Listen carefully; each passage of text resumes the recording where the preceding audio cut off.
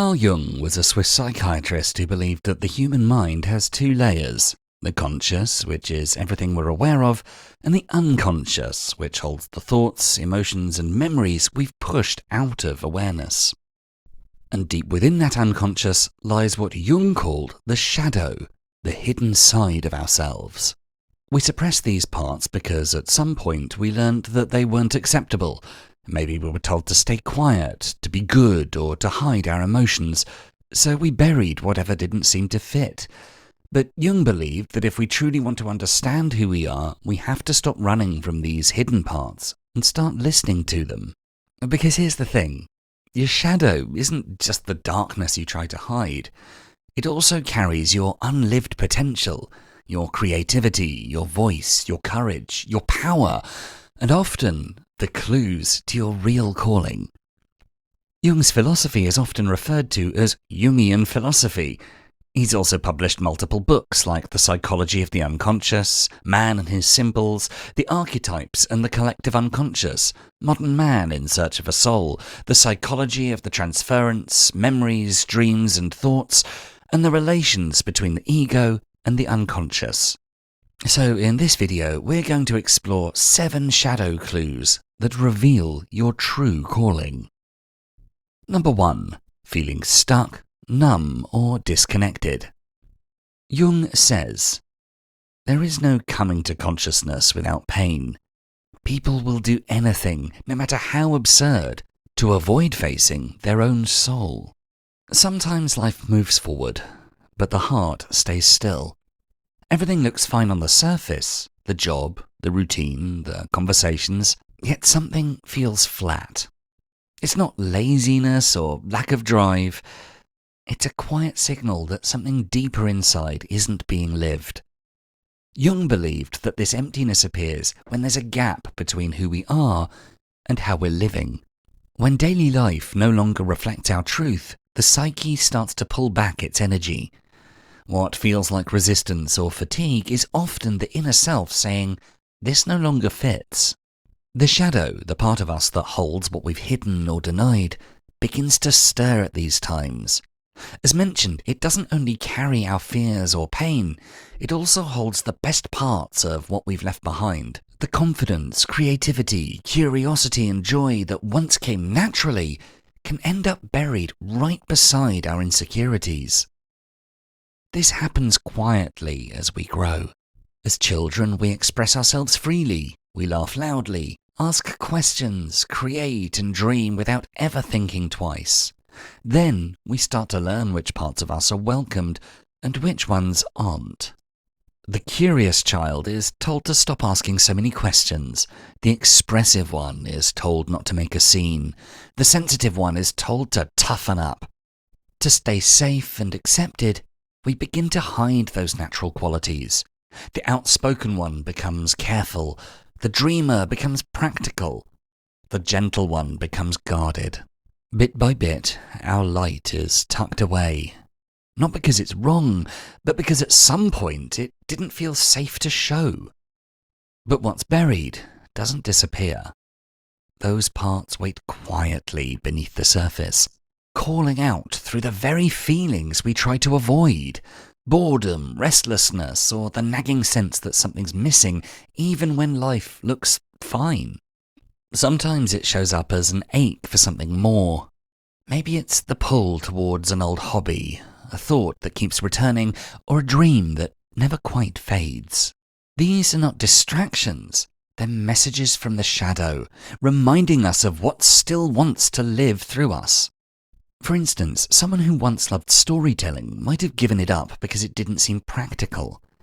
Years later, they find themselves deeply moved by a book or film, feeling both inspired and a little sad.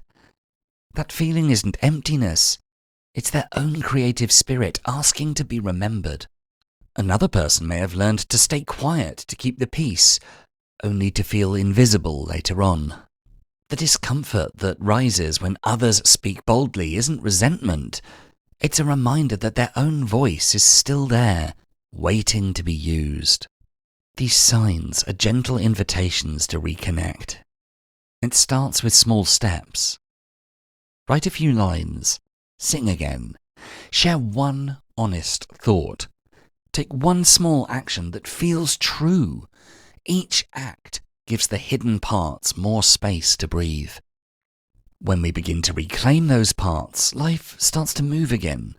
The dullness lifts, energy returns, and things begin to feel real. Jung called this process individuation, becoming whole by bringing every part of ourselves into the light. The gifts we hide in the shadow aren't lost.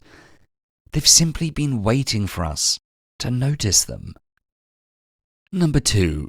Strong reaction to someone else's behavior. According to Jung, everything that irritates us about others can lead us to an understanding of ourselves. Think about the last time someone really bothered you. Maybe it was a coworker who kept talking about their success, a friend who seemed effortlessly confident, or someone online whose achievements made you feel uneasy. That flash of irritation, envy, or discomfort isn't random. It's your shadow speaking. When someone's behavior triggers a strong emotion, it's often not about them.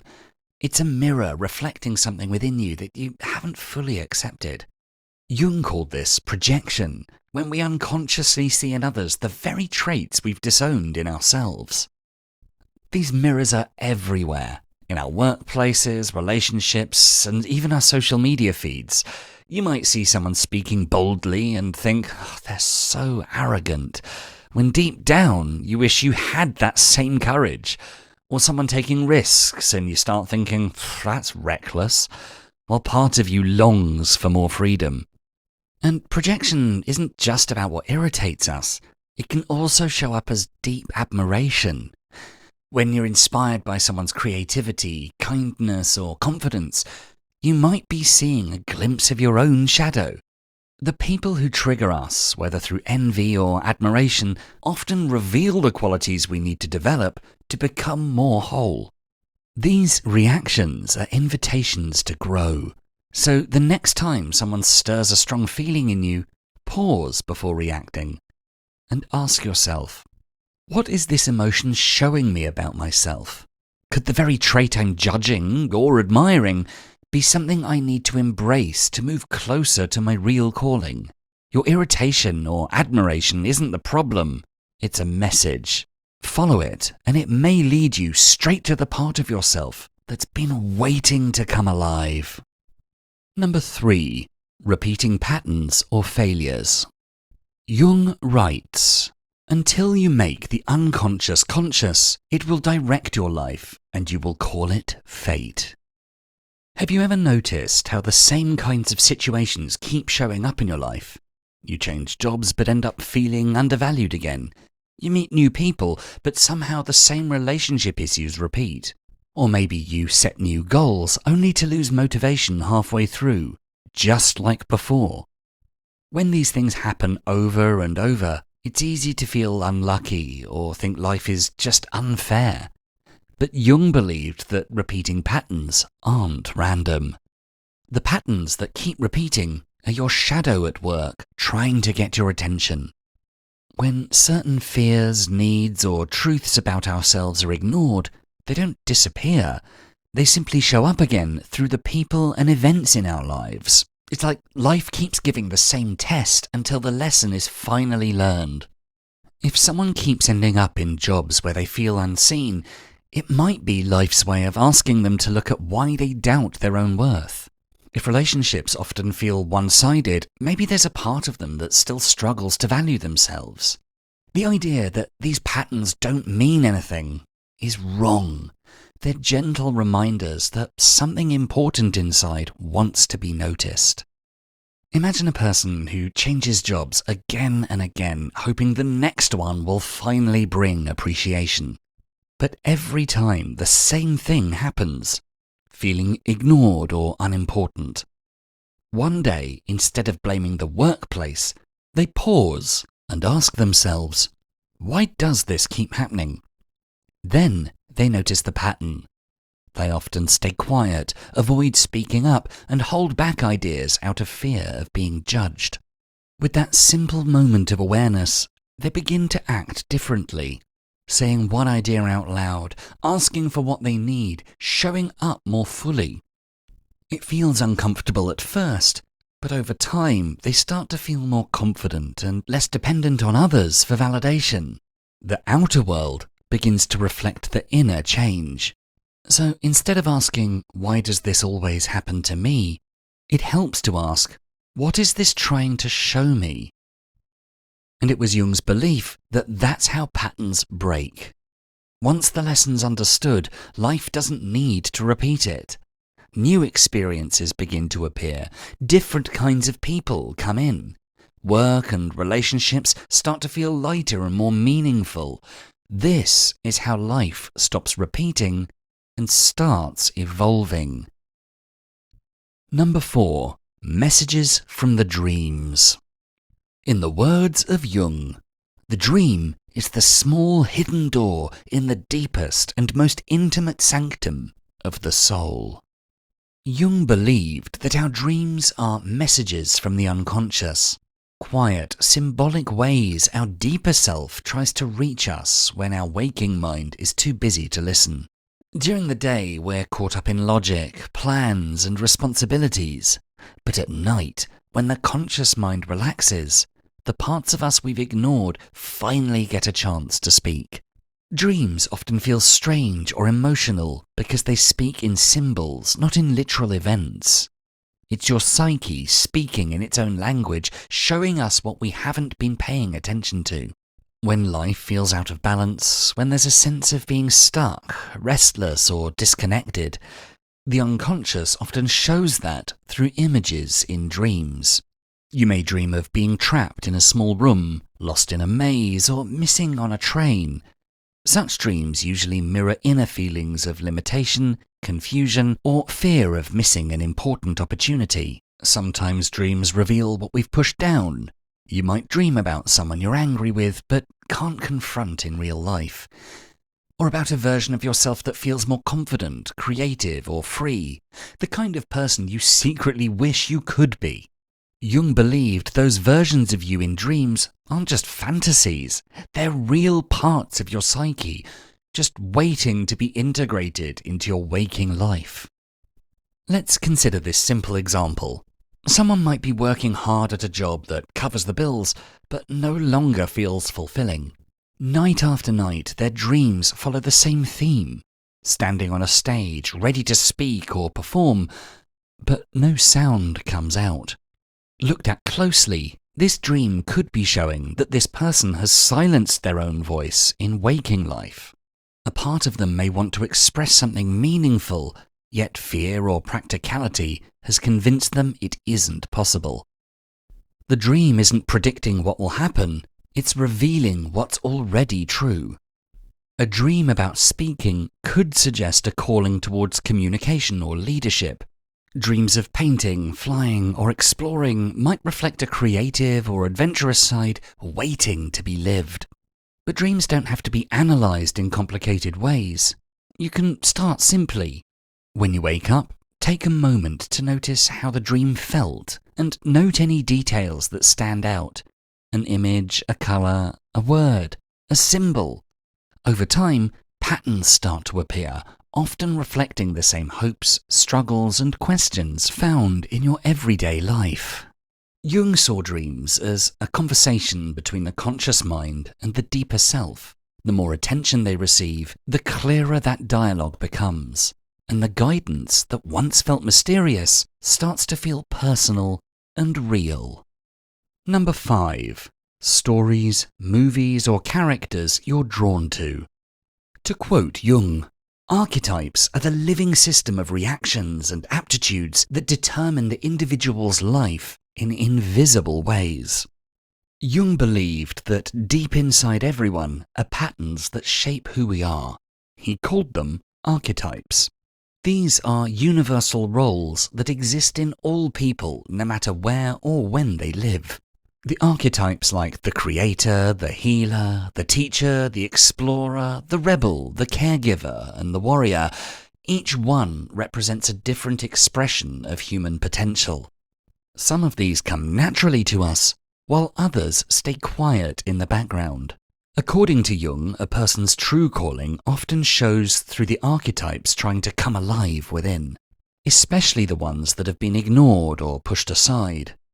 Those hidden archetypes live in the shadow. Think of someone who spent most of their life being responsible and practical, always focused on stability. That's the ruler or caregiver archetype at work. But deep down, there may also be a longing for creativity, freedom, or adventure. That could be the creator or explorer waiting for a space to express itself. When that side stays buried, life can begin to feel dull or repetitive, even if everything looks fine on the surface. Once it's allowed to express itself, even in small ways, life starts to feel more meaningful and alive. You can start recognizing your archetypes simply by paying attention to your natural patterns and preferences. Notice what kind of stories, movies, or people inspire you. They often mirror an archetype within you. If you're drawn to tales of courage and adventure, your explorer may be calling. If you admire people who create or build, your creator might be asking for attention. You can also look at your recurring challenges. If you often care for others but struggle to set boundaries, your caregiver is strong, but your warrior might need space to grow. Even your daydreams and fantasies can reveal which energies are most alive. The roles you imagine yourself in often point to what's waiting to be expressed. To explore this yourself, start by noticing which archetypes feel natural and which ones you tend to avoid. Think about the stories, people, or symbols that inspire you and what they bring up inside you. You may realize that the purpose or direction you've been looking for isn't out in the world, but within yourself. It's been there all along, waiting for you to notice the patterns guiding you. Number 6. When life mirrors your inner world. Jung teaches us that synchronicity is an ever-present reality for those who have eyes to see. Jung used the word synchronicity to describe those moments in life that feel too perfectly timed just to be random. It's when something in the outside world connects directly with what's happening inside you.